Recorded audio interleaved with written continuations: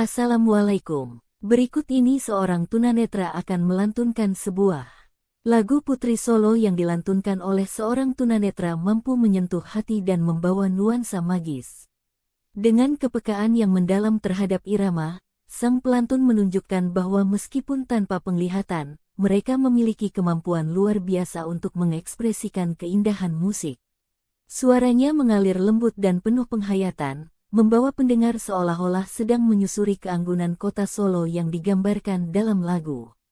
Melalui lirik dan nada yang harmonis, suara tunanetra ini menyampaikan pesan tentang keindahan budaya Jawa, menggambarkan Solo sebagai kota yang penuh pesona. Resonansi vokal yang kuat dengan teknik yang terlatih menciptakan pengalaman mendengarkan yang mendalam, membuktikan bahwa keterbatasan fisik tidak menjadi penghalang untuk menciptakan karya seni yang indah dan bermakna. Penampilan ini bukan sekadar hiburan, tetapi juga inspirasi. Nah, berikut ini suara dari Mbak Cempluk. Putri Solo dasareka poronyota pancen pinter halalewo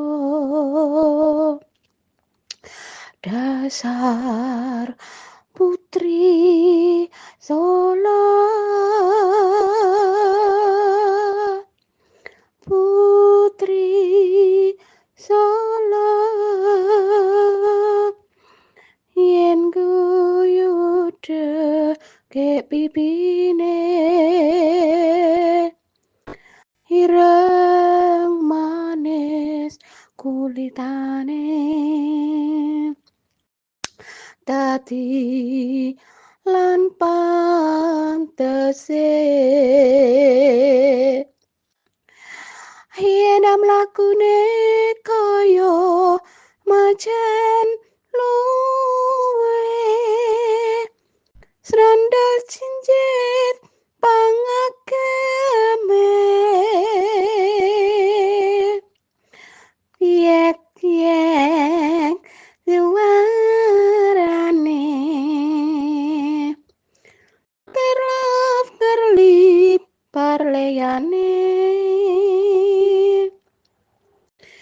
dasar Putri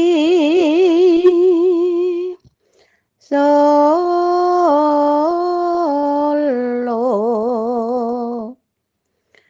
Putri Solo,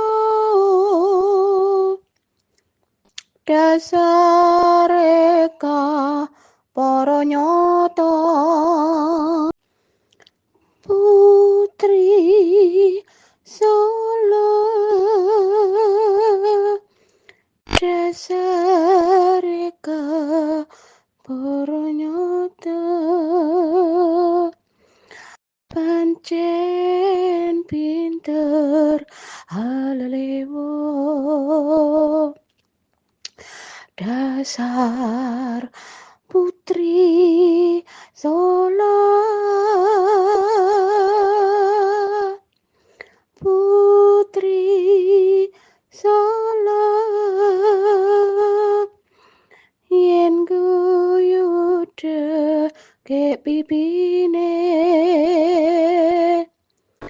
ireng manis kulitane.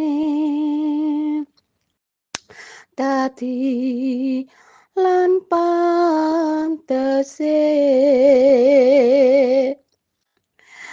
yen mlakune kaya macan luwe srandal cincit pangageme yek suarane kerlap kerlip parleyane dasar Putri Solo.